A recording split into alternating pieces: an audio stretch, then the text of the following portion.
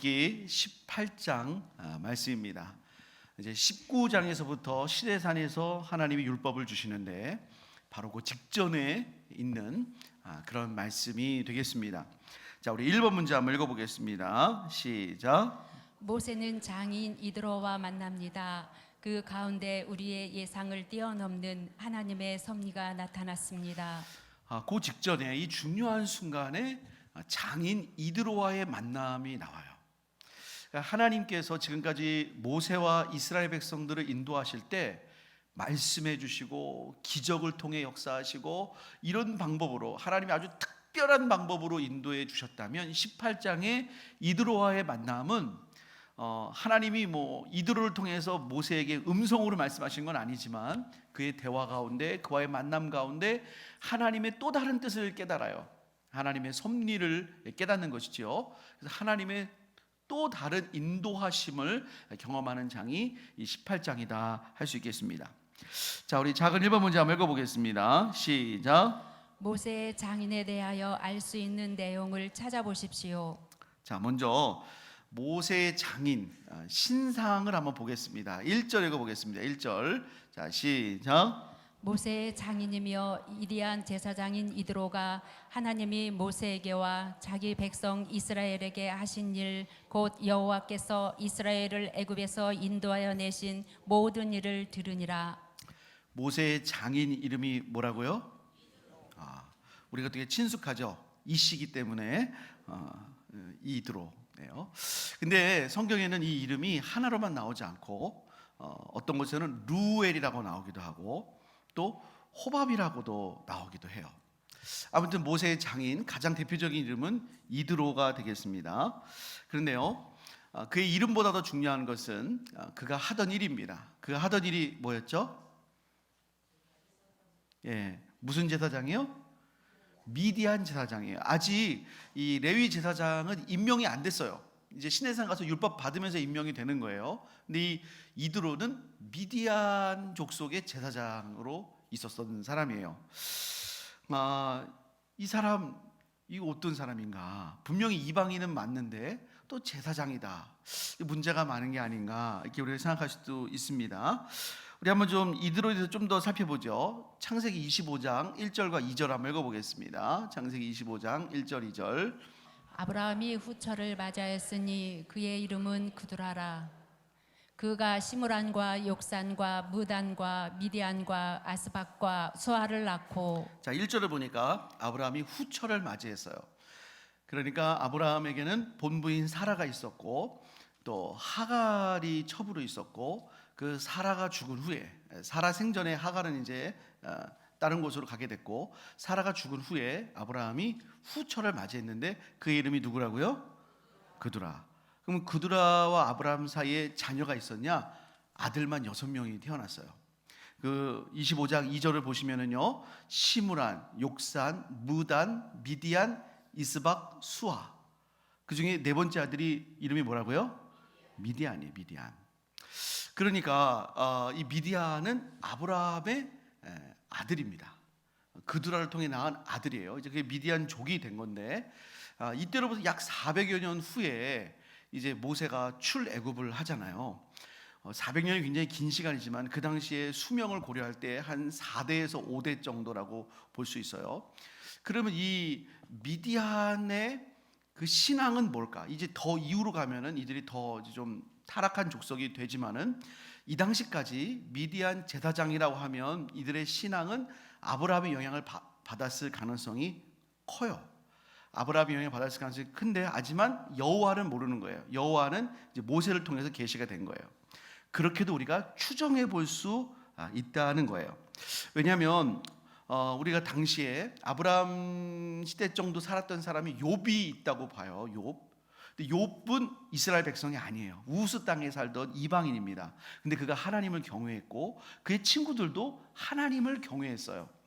그러니까 노아의 후손들 가운데 또 하나님을 경외했던 무리가 있는데 그들에게 정확하게 하나님이 어떤 분인지 알게 된 것은 하나님이 아브라함을 택해서 그의 자손들을 부르시고 모세를 통해서 여호와라고 계시하시고 그 민족을 여호와 하나님의 백성으로 삼으면서 그 하나님에 대한 분명한 신앙이 들어가게 되는 거죠. 하지만 이 당시에 마치 멜기세덱처럼 하나님의 제사장들로 있는 경건한 무리들이 있었던 것 같아요. 자, 그럼 이드로 미디안 제사장이 왜 모세를 찾아왔는가? 2절부터 4절 한번 읽어보겠습니다. 시작. 모세의 장인 이드로가 모세가 돌려보냈던 그의 아내 시프라와 그의 두 아들을 데리고 왔으니 그 하나의 이름은 게르솜이라. 이는 모세가 이르기를 내가 이방에서 나그네가 되었다 함이요 하나의 이름은 엘리에셀이라. 이는 내 아버지의 하나님이 나를 도우사 바로의 칼에서 구원하셨다 함이더라. 예, 이드로가 누구를 데리고 왔죠? 네, 모세 아내 십보라와 두 아들 게르솜과 엘리에셀을 데리고 왔어요.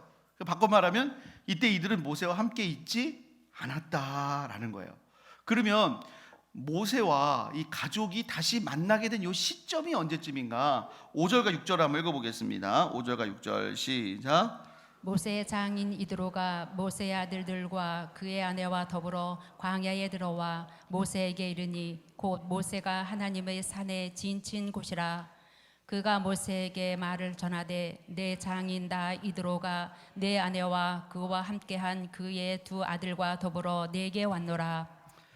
지금 하나님의 산, 신의 산에 거의 다 와서 장막을 치고 있는 상황이었어요. 모세가 이제 애굽으로 갈 때 하나님께서 갑자기 모세를 죽이려고 했습니다. 그때 십보라가 자기 아들의 할례를 해가지고 그 포피를 던지죠. 그때까지도 아들들이 할례를 안 했던 거예요. 그러니까 모세가 자기 신앙을 드러내지 못하고 살았던 것입니다.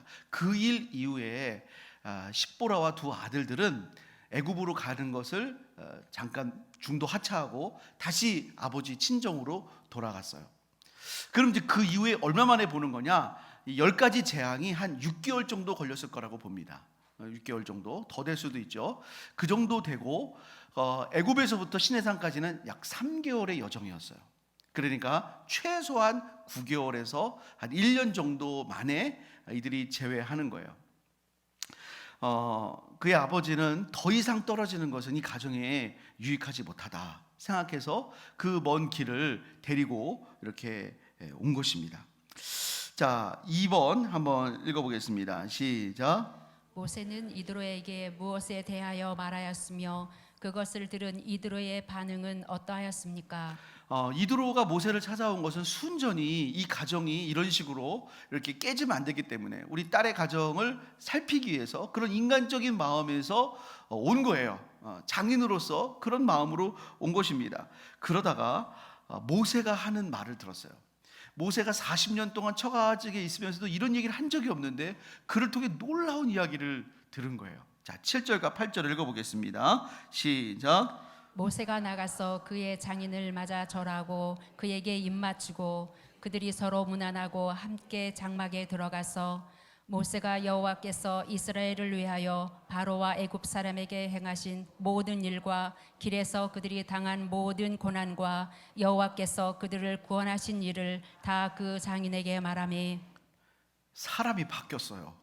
한 1년 만에 사람이 바뀌었는데 어떻게 바뀌었냐면 여호와 하나님의 사람으로 완전히 바뀐 거예요. 얘기를 들어보니까 숱한 고난이 그 1년 사이에 있었어요. 보면은 여호와께서 이스라엘을 위하여 바로와 애굽 사람에게 행하신 모든 일을 말했습니다. 10가지 재앙 다 말했을 것이고요. 홍해를 말했을 것이고 그러면서 하나님을 높였을 것입니다. 그리고 그렇게 출애굽한 다음에 여기까지 오는 동안 길에서 있었던 모든 일, 배고파서 만나와 메추라기 하나님 공급해 주셨죠. 또 아말렉과의 전투가 있는데 거기서 하나님이 승리하게 해주셨죠. 물이 없어서 또 불평할 때 하나님이 반석에서부터 샘물 주셨죠. 자, 그런 일들을 말하면서 여호와께서 구원하신 일을 높였어요. 모세가 좋은 사람이라는 것은 이드로가 벌써 40년 전에 알았어요. 그러니까 자기 딸을 줬죠. 그리고 모세는 성실하게 그 장인의 양떼를 쳤어요. 하지만 지금은 다른 사람이 돼 있어요. 근데 그 과정에 하나님은 모세에게 어려움과 역경과 고난을 허락하셨어요. 하지만 그 어려움과 역경과 고난 중에 여호와께서 구원하신 이를 말할 때 그 장인의 마음이 하나님 앞에 나아가는 것입니다. 그래서 여러분, 이 장면을 놓고 어떤 분들은 이드로의 회심이다라고까지 말하기도 해요. 이 이후의 내용들을 보면서 아무튼 이드로가 이번 일을 통해서 여호와 하나님 신앙을 갖게 된 것은 그것은 분명합니다. 자, 그래서요, 하나님 믿는 자들에게 허락하신 고난과 역경과 어려움은요, 여러분, 그걸 통해서 하나님의 위대하심과 능력을 선포하는 계기가 되는 줄을 믿습니다. 재밌는 영화나 드라마는 고난이 있어요. 제가 옛날에 어떤 드라마가 있는데 굉장히 오랫동안 방영되더라고요. 근데 큰 이슈가 없어요.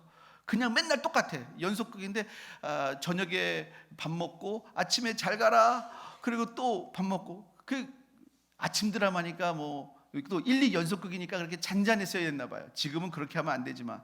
근데 여러분, 진짜 재밌는 드라마나 영화는 막 갈등이 있잖아요. 그다음 갈등이 해소되잖아요. 그러면 사람들의 마음을 사로잡잖아요.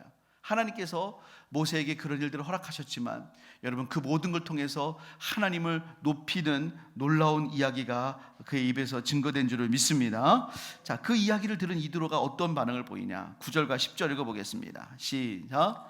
이드로가 여호와께서 이스라엘에게 큰 은혜를 베푸사 애굽 사람의 손에서 구원하심을 기뻐하여 이드로가 이르되 여호와를 찬송하리로다. 너희를 애굽 사람의 손에서와 바로의 손에서 건져내시고 백성을 애굽 사람의 손 아래에서 건지셨도다. 이드로는 하나님을 찬송합니다. 이드로가 하나님의 이름을 높여요. 여호와 하나님의 이름을 높여요. 자, 그 다음엔 어떤 일이 벌어지냐? 11절 읽어보겠습니다. 자, 시작. 이제 내가 알았도다. 여호와는 모든 신보다 크심으로 이스라엘에게 교만하게 행하는 그들을 이기셨도다 하고 하나님에 대한 새로운 인식이 생깁니다. 그 빈칸에 들어갈 말은 새로운입니다. 미디안 제사장 이드로는 신이라는 존재가 있다는 것을 알았어요. 그리고 믿었어요. 그래서 제사장으로 활동했어요. 아마도 그가 신에 대한 그런 믿음은 그의 그 역대 조상이었던 아브라함에게서 물려받았을 가능성이 커요. 하지만 그는 여호와 하나님을 구체적으로 몰랐어요. 그분과 긴밀한 관계를 갖지 않았어요. 그런데 모세의 이 고백과 간증을 통해서 그가 하나님을 알게 된 거예요. 하나님을 깊이 알게 된 것입니다. 자, 그럼 12절 읽어보겠습니다. 12절 시작. 모세의 장인 이드로가 번제물과 희생 제물들을 하나님께 가져오매 아론과 이스라엘 모든 장로가 와서 모세의 장인과 함께 하나님 앞에서 떡을 먹으니라. 하나님께 제사를 드렸어요. 예배를 드렸어요. 근데 여러분, 번제물과 희생 제물을 누가 가져왔어요? 모세가 가져온 게 아니라 이드로가 가져왔어요. 그의 제사를 하나님 받으셨다는 거예요. 그가 이제 여호와 하나님 신앙을 갖게 되었다는 것을 우리가 느끼게 하는 장면입니다. 3번 읽어보겠습니다. 시작. 이드로가 여호와 하나님이 행하신 이 일을 열린 마음으로 받아들이고 찬양하는 것에서 알 수 있는 것은 무엇입니까? 17장의 아말렉 족속과 비교하여 생각해 봅시다. 이 17장 말미에 14절에 보면은 하나님이 이렇게 말씀하세요. 내가 아말렉을 천하에서 기억도 못하게 없이 하겠다. 아말렉은 하나님 앞에 그런 저주를 받았어요. 근데 여러분, 이 말씀은 하나님이 이스라엘만 사랑하시고 아브라함의 그 이삭의 그 자손만 사랑하시고 이방 민족들은 구원하시지 않겠다는 뜻이 아니라는 거예요. 이드로는 물론 아브라함의 혈통 가운데 있지만 이방인입니다. 이방인. 그 이방인이 지금 하나님 앞에 나와서 찬양하고 예배드리고 하나님이 그것을 받아주시는 것이죠. 이건 여러분, 이드로만 그런 게 아니에요. 여호수아 6장 17절 한번 읽어보겠습니다. 여호수아 6장 17절 시작. 이 성과 그 가운데에 있는 모든 것은 여호와께 온전히 바치되 기생 라합과 그 집에 동거하는 자는 모두 살려주라. 이는 우리가 보낸 사자들을 그가 숨겨 주었음이니라. 하나님께서 여리고를 진멸하라고 그랬어요. 여러분, 진멸하는 중에 다 죽었어요. 살은 사람도 있어요. 누가 살았어요? 기생 라합과 그 집안이 살았어요. 라합이 믿음이 있었고 믿음으로 순종했기 때문에 그래요. 그것뿐입니까? 그가 예수님의 족보에 나오는 여인이 되죠. 그러니까 여러분, 하나님은 혈통으로 이렇게 구별짓는 게 아니에요.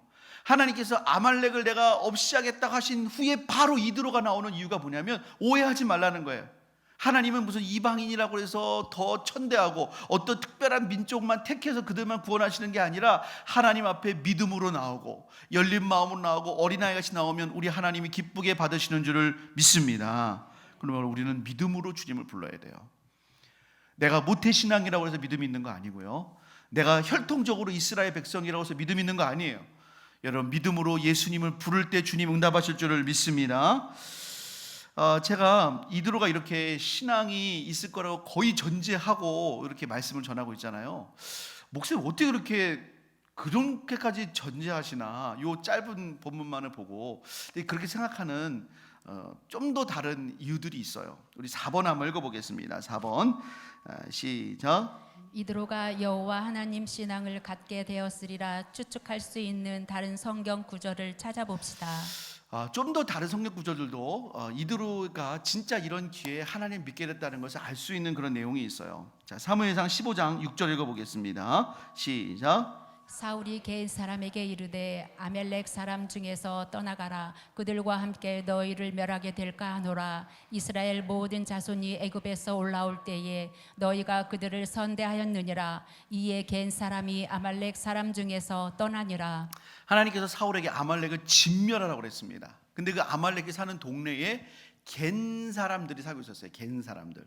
근데 겐 사람들은 하나님이 아말렉을 멸하는 중에 같이 멸하면 안 된다는 거예요. 왜냐하면 그들은 이스라엘 자손에 대해서 선대했어요. 아말렉은 이스라엘이 나왔을 때 그들을 막 추격하고 공격했지만 겐 사람들은 그렇게 안 했다는 거예요. 자, 그런데요, 사사기 1장 16절 한번 읽어볼까요? 사사기 1장 16절 시작. 모세의 장인은 겐 사람이라 그의 자손이 유다 자손과 함께 종려나무 성읍에서 올라가서 아란 남방의 유다 황무지에 이르러 그 백성 중에 거주하니라. 모세의 장인은 누구라고요? 겐 사람이에요. 겐 사람. 여러분, 미디안 족속 중에 또 이 하위 부족 중에 겐 사람이에요. 겐 사람. 근데 그 사람들은 다 애굽에서 나오고 있는 이스라엘 족속들을 선대했어요. 하나님이 기억하실 만큼 선대했어요. 여러분, 누구의 영향이 있었을까요? 이드로 영향이 크죠. 그럼 그 이드로의 그 마음과 고백, 너희들은 이들에게 손대면 안 된다. 이들은 하나님이 사랑하시는 백성이요, 하나님 보호하시는 백성이라고 했던 우리가 고백을 느낄 수가 있는 거죠. 또 참고로 하나를 더 보자면 사사기 4장 11절 한번 보겠습니다. 사사기 4장 11절. 자, 시작. 모세의 장인 호밥의 자손 겐 사람 하벨이 자기 족속을 떠나 게데스에 가까운 사하나님 앙스리 나무 곁에 이르러 장막을 쳤더라. 그 집안 겐 사람 중에 헤벨이 있었습니다. 헤벨. 근데 이 헤벨이 어떤 일을 하냐면 이스라엘을 치러 온 그 가나안 족속 그 시스라에 대해서 이렇게 하는 것이죠. 21절 읽어보겠습니다. 시작. 그가 깊이 잠이 드니 헤벨의 아내 야엘이 장막 말뚝을 가지고 손에 방망이를 들고 그에게로 가만히 가서 말뚝을 그의 관자놀이에 박음에 말뚝이 꿰뚫고 땅에 박히니 그가 기절하여 죽으니라. 네, 이 헤벨의 아내 야엘, 이 집안이 겐 집안이고 이게 이드로의 집안과 연결되는 거예요. 그들은 하나님을, 여호와 하나님을 믿게 되면서 이후로부터 이스라엘과 함께 사는 그런 이제 사람들이 되는 것이죠. 그러므로 여러분, 우리가 믿음으로 주님 앞에 나갈 때 하나님은 인종과 지역과 혈통을 초월해서 우리를 받으시고 구원하시는 줄을 믿습니다. 우리가 믿음으로 주님 앞에 나아가야 될 것이에요. 자, 우리 큰 2번 읽어보겠습니다. 시작. 모세는 장인 이드로에게 백성을 효과적으로 다스릴 수 있는 지혜를 얻습니다. 네, 이드로에게 큰 은혜를 받고 이드로의 삶이 바뀌는데요, 이 만남은 이드로에게만 그런 유익이 있었던 게 아니라 모세와 이스라엘 백성에게도 큰 유익이 있는 만남이 되었다는 거예요. 이게 하나님의 섭리죠. 자, 1번 읽어보겠습니다. 시작. 이튿날 이드로는 모세가 백성들을 재판하는 방식의 개선이 필요한 것을 조언하였습니다. 그것은 무엇입니까? 그 다음 날이 됐어요. 함께 하나님 찬양하고 하나님에 대해서 알고 예배한 그 다음 날 모세의 일상을 이제 보게 된 거예요, 이드로가. 그러고서 그에게 조언을 합니다. 우리 13절부터 17절까지 저 여러분들이 교독하겠습니다. 이튿날 모세가 백성을 재판하느라고 앉아 있고 백성은 아침부터 저녁까지 모세 곁에 서 있는지라. 모세의 장인이 모세가 백성에게 행하는 모든 일을 보고 이르되 내가 이 백성에게 행하는 이 일이 어찌 됨이냐 어찌하여 내가 홀로 앉아 있고 백성은 아침부터 저녁까지 내 곁에 서 있느냐. 모세가 그의 장인에게 대답하되 백성이 하나님께 물으려고 내게로 옴이라. 그들이 이 일이 있으면 내게로 오나니 내가 그 양쪽을 재판하여 하나님의 율례와 법도를 알게 하나이다. 함께 읽습니다. 모세의 장인이 그에게 이르되 네가 하는 것이 옳지 못하도다. 백성들이 모세에게 하나님의 뜻을 물으러 오는 거예요. 문제가 있으면, 이게 영어서 보면 그게 다툼이 있으면 그들 가운데 서로 이게 뭐가 옳으냐 이런 문제가 있을 때 모세에게 해결해 달라고 이제 오게 되는 거죠. 이스라엘 백성들이 지금 몇 명이죠? 남자만 60만 명입니다. 아이들과 여자들까지 하면 좋게 200만 명은 됐을 거예요. 200만 명이 그 문제를 해결하려고 온다고 생각을 해보세요. 여러분 지금도 법정에 가면은요, 이 지방 법원들이 사건이 막 엄청나게 계류돼 있어요. 이거를 뭐 하나하나 꼼꼼히 볼 수가 없습니다. 그냥 막 팍팍팍 처리하지 않으면 이게 해결이 안 돼요. 이거를 모세가 혼자 하니까 그냥 줄을 쫙 서고 있는 거예요. 아침부터 해질 때까지 이렇게 하고 있는 것입니다. 2번 읽어보겠습니다. 시작. 모세가 현재 재판 방식을 고수하였다면 발생될 악 영향은 무엇입니까? 자, 18절 읽어보죠. 시작. 너와 또 너와 함께한 이 백성이 필경 기력이 쇠하리니 이 일이 내게 너무 중함이라 내가 혼자 할 수 없으리라. 모세를 통해서 하나님의 뜻을 알게 된 사람도 너무 좋았겠죠.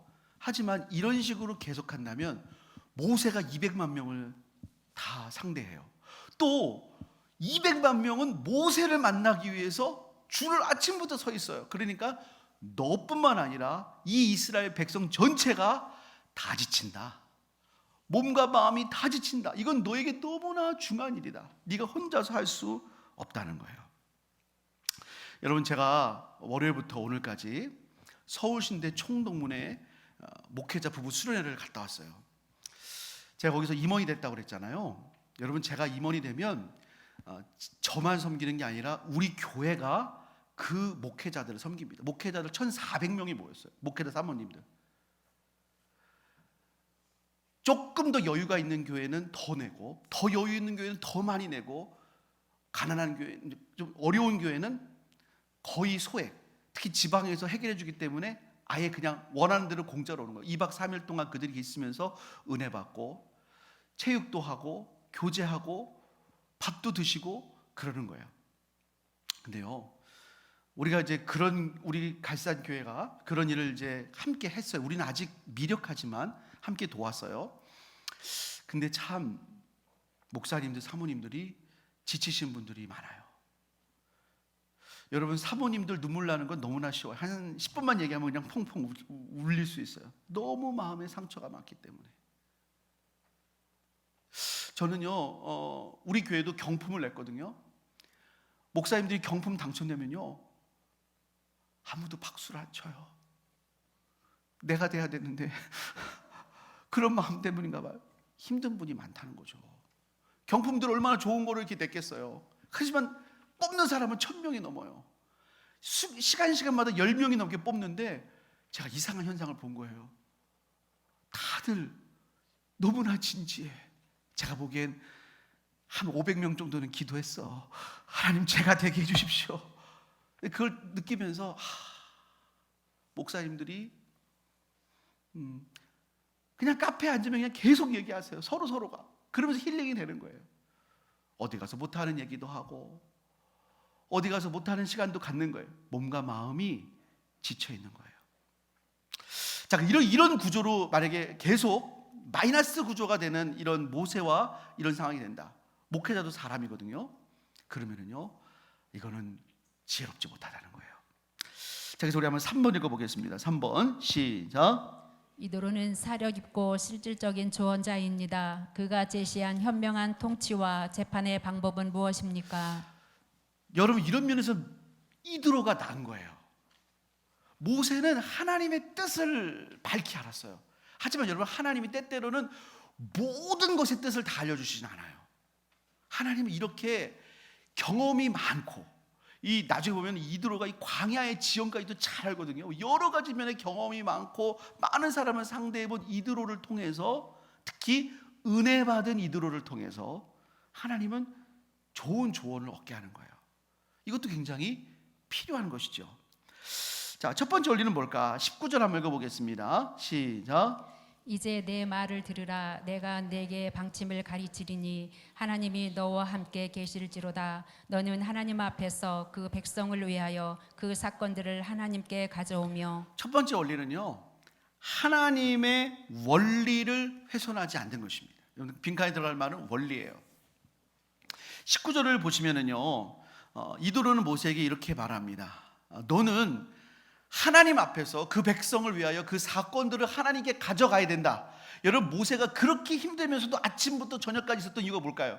이들의 문제를 누가 사람이 해결하나? 하나님이 해결하셔야지. 이 순수하고 진실한 마음 때문이에요. 또 백성들도 왜 그렇게 기다리면서 모세에게 오겠습니까? 이거는 하나님이 해결해 주셔야지. 다 그런 순수한 마음들로 온 거예요. 근데 이들은 이렇게 말합니다. 그거는 옳다. 하나님 앞에 이 사건을 가져가는 건 옳다. 그리고 그거는 계속 지켜져야 된다는 거예요. 하나님 앞에 이 문제의 사건들을 가져가라. 맞다는 거예요. 이 핵심 원리가 바뀌면 안 된다는 거죠. 두 번째, 20절 한번 읽어보겠습니다. 시작. 그들에게 율례와 법도를 가르쳐서 마땅히 갈 길과 할 일을 그들에게 보이고. 두 번째 원리는요, 말씀의 원칙을 먼저 잘 가르치는 거예요. 지금까지 모세는 어떻게 했냐면, 분쟁이 나면 그들 중에 하나님의 뜻이 무엇인지를 알려주고 가르쳐줬어요. 근데 미리 말씀으로 잘 하나님의 뜻을 밝히 알려주라는 거예요.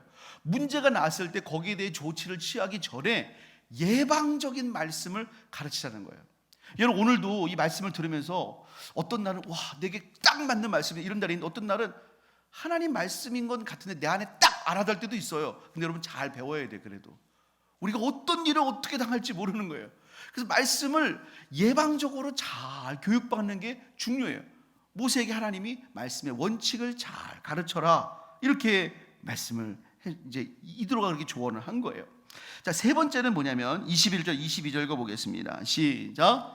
너는 또 온 백성 가운데서 능력 있는 사람들 곧 하나님을 두려워하며 진실하며 불의한 이익을 미워하는 자를 살펴서 백성 위에 세워 천부장과 백부장과 50부장과 10부장을 삼아 그들이 때를 따라 백성을 재판하게 하라. 큰 일은 모두 내게 가져갈 것이요 작은 일은 모두 그들이 스스로 재판할 것이니 그리하면 그들이 너와 함께 담당할 것인즉 일이 내게 쉬우리라.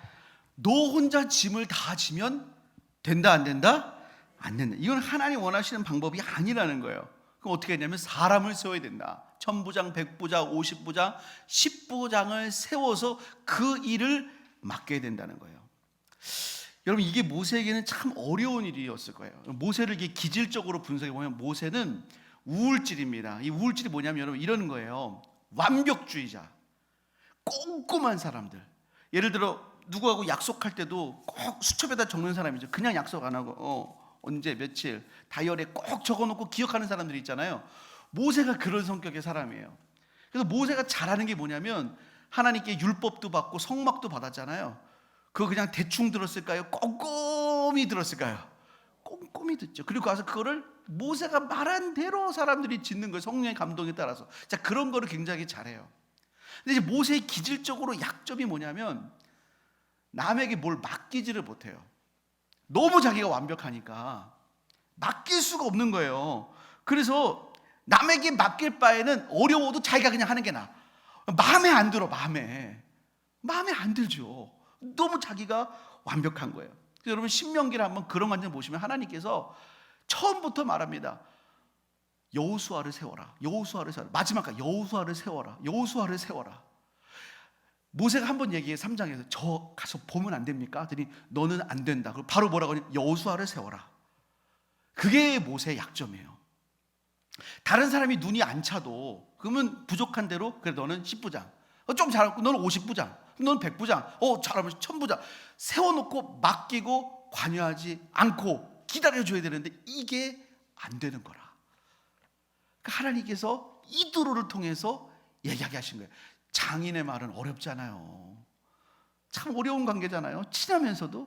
그러면서 맡기게 하는 거예요. 네가 이 부분을 넘어서야지 하나님의 일이 더욱더 탄력을 받고 나아갈 수 있다는 거예요.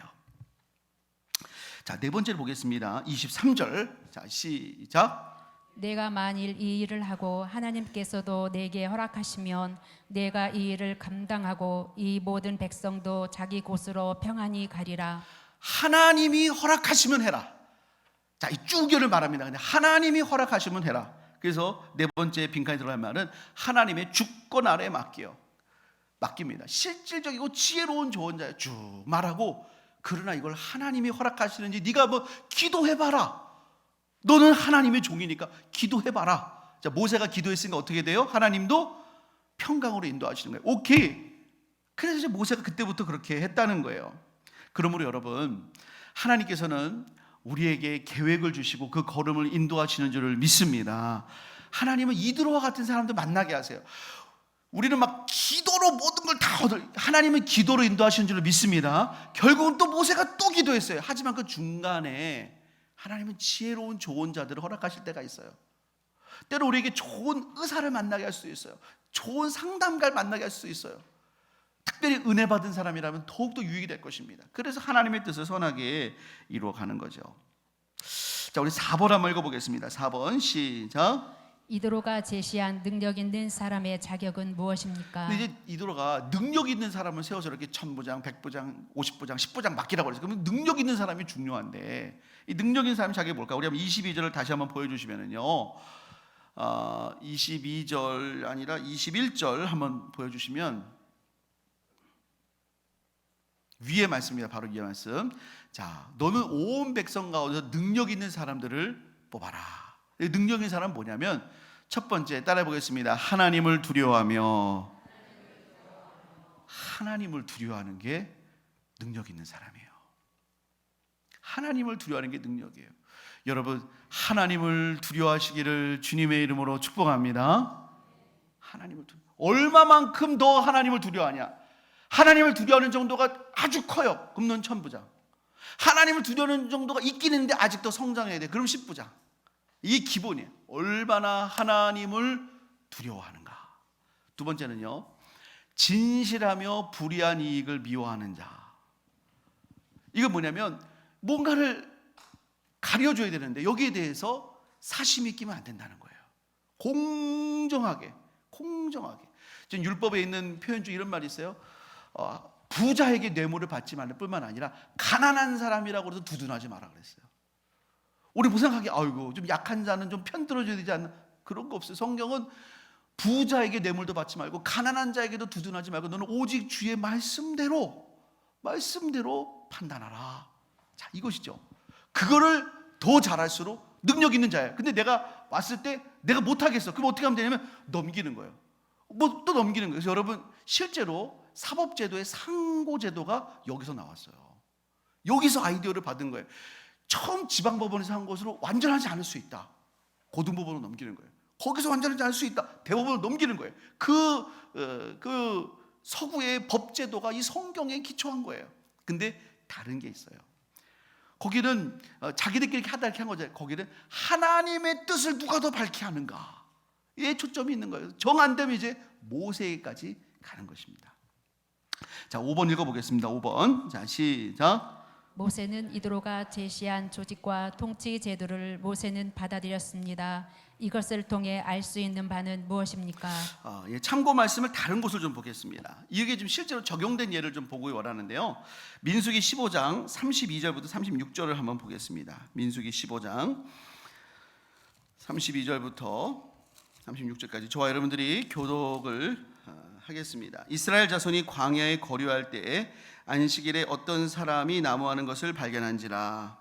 그 나무하는 자를 발견한 자들이 그를 모세와 아론과 온 회중 앞으로 끌어왔으나 어떻게 처치할는지 지시함을 받지 못한 거로 가두었더니 여호와께서 모세에게 이르시되 그 사람을 반드시 죽일지니 온 회중이 진영 밖에서 돌로 그를 칠지니라. 자, 이 출애굽기 보면은요, 너희는 안식일에 너희 처소에서 불도 피우지 말라. 이제 모세가 그때부터 하나님 말씀을 쭉 가리켜요. 그러니까 이제 이들이 천부장, 백부장, 50부장, 10부장들이 하나님의 뜻을 안 거예요. 32절에 보니까 이때 나무를 하는 사람을 발견했어요. 이제 아는 거죠. 이거는 하나님 뜻에 위배되는 건데 이걸 안 거예요. 그렇지만 이제 그 다음에 구체적으로 어떻게 될지도 모르는 거예요. 그러니까 아는 부분이 있지만 더 구체적으로 모르기 때문에 이거를 이제 모세에게까지 갖고 오게 됐다. 그래서 이거를 해결을 받았다라고 하는 그 사례를 발견할 수 있어요. 또 그런가 하면 민수기 27장에 보면은요, 1절 한번 읽어볼까요? 27장 1절. 자, 시작. 요셉의 아들 므낫세 종족들에게 므낫세의 현손 마길의 등손 길르앗의 손자 헤벨의 아들 슬로보아스의 딸들이 찾아왔으니 그의 딸들의 이름은 말라와 노아와 호글라와 밀가와 다르사라. 자, 이 딸들이 찾아왔습니다. 왜 딸들이 찾아왔냐면 이 아버지가 있었는데 아버지가 딸들만 낳고 아들이 없이 죽었어요. 근데 하나님께서 기업을 주신다고 이 가족에 주신다고 했는데 그럼 그 기업이 아들이 없다고 안 받으면 되겠습니까? 딸이지만 받아야 되지 않겠습니까? 라고 온 거예요. 근데 그런 예가 없는 거예요. 그 전에 그런 율법에도 대원칙에도 그렇게는 알려준 적이 없는 거예요. 그래서 이거를 가지고 모세에게 왔다는 거예요. 그래서 모세가 하나님께 물었더니 하나님이 슬로보아스의 딸들의 말이 맞다 그랬어요. 아들이 없는 경우에는 딸들이 기업으로 받아야 된다. 슬로보아스의 딸들이 얼마나 통쾌했겠어요. 근데 여러분 27장이잖아요. 마지막 36장에 가면은요 또 슬로보아스의 딸들의 얘기가 나와요. 이제는 그 지파 중에서 얘기를 해요. 하나님이 그렇게 하라고 그래서 슬로보아스의 딸들에게 기업을 주기로 했는데 이 딸들이 므낫세 지파인데 이 사람들이 다른 지파로 시집 가면 그 남편에게 이 땅이 귀속될 거 아니냐, 그럼 지파의 땅이 없어지는 거 아니냐, 이러면 하나님 어떻게 됩니까? 물어요. 근데 하나님이 모세를 통해 답을 주세요. 이들은 결혼하되 므낫세 지파 사람들하고만 결혼해라. 그래서 이들이 므낫세 지파 사람들만 결혼하고 이게 이제 해결이 돼요. 자, 우리가 이런 것입니다. 하나님의 뜻을 우리가 더 배워가면서 더 분별하게 되고 알게 되고, 그래서 우리가 주의 뜻을 밝히 알 수가 있는 것이죠. 오늘 이 출애굽기 18장은 이것입니다. 지금까지 하나님은 10가지 재앙을 통해서 이스라엘 백성들을 능력의 팔로 인도하셨습니다. 홍해를 건너게 하시고 만나와 메추라기를 먹게 하시고 반석에서 물을 나게 하셨습니다. 문제가 있으면 하나님 그렇게 기적적으로 역사하셨어요. 18장에서는 또 다른 문제, 앞으로 더 큰 위험성이 될 수 있는 모세의 피곤함과 지침의 문제를 이드로라고 하는 사람 장인과의 만남을 통해서 해결하셨어요. 우리는 하나님의 이런 섭리가 우리 가운데도 역사하시는 줄을 믿습니다. 하나님 우리의 만남 가운데 역사하시고 우리의 대화 가운데 역사하시고 여러분 하나님께서 우리를 이끄시는 줄을 믿습니다. 그러므로 우리가 서로 말씀과 성령이 충만해서 하나님의 마음으로 서로를 이끌어주고 돌보아주고 주님 뜻 안에 더욱더 복된 길로 나아가는 우리 모든 믿음의 공동체 되기를 주님의 이름으로 축복합니다. 우리 시간에 말씀 붙잡고 함께 기도하겠습니다. 우리가 좀 하나님 앞에 고백하기 원하는 것은 하나님 우리의 삶을 인도하신다는 것을 우리가 고백했으면 좋겠습니다. 그리고 하나님께서 지금 나의 여러 가지 필요와 기도 제목 가운데 하나님 나에게 어떻게 이끄시기를 원하십니까? 혹 하나님이 말씀하시는데 못 듣고 있는 것은 아닙니까? 하나님 듣게 하여 주옵소서. 또 하나 기도하실 거는요, 능력 있는 사람들이 세워져야 됩니다. 그 능력은 하나님을 경외하는 능력이요, 진실하고 불의한 이득을 미워하는 정말 하나님 앞에 진실한 그런 마음입니다. 하나님 우리 그런 능력 있는 일꾼들이 곳곳에 세워지게 하여 주옵소서. 내가 그런 일꾼 되게 하여 주옵소서. 우리 주님의 이름 한번 물어갑심으로 기도합니다. 주여, 하나님 아버지 감사합니다. 오늘도 하나님 수요 이 예배 가운데 우리를 불러주시고 주님 앞에 나와서 기도하며 하나님의 은혜를 구하게 하시니 주여 감사를 드립니다. 아버지 하나님 우리가 주의 말씀을 온전히 따라가는 하나님 백성 되게 하여 주옵소서. 하나님 우리를 이끄시는 그 섭리를 깨닫게 하시고 인도하심을 깨닫게 하시고 하나님 앞에 온전히 순종하는 자가 될 수 있도록 역사하여 주시옵소서. 성령을 부어 주시옵소서. 하나님 영광을 받아 주시옵소서. 하나님, 우리가 하나님 앞에 하나님을 경외하며 진실하며 불의한 일을 미워하는 하나님 백성이 되도록 주여 역사하시고 영광 받아 주시옵소서. 예수님의 이름으로 기도합니다. 아멘.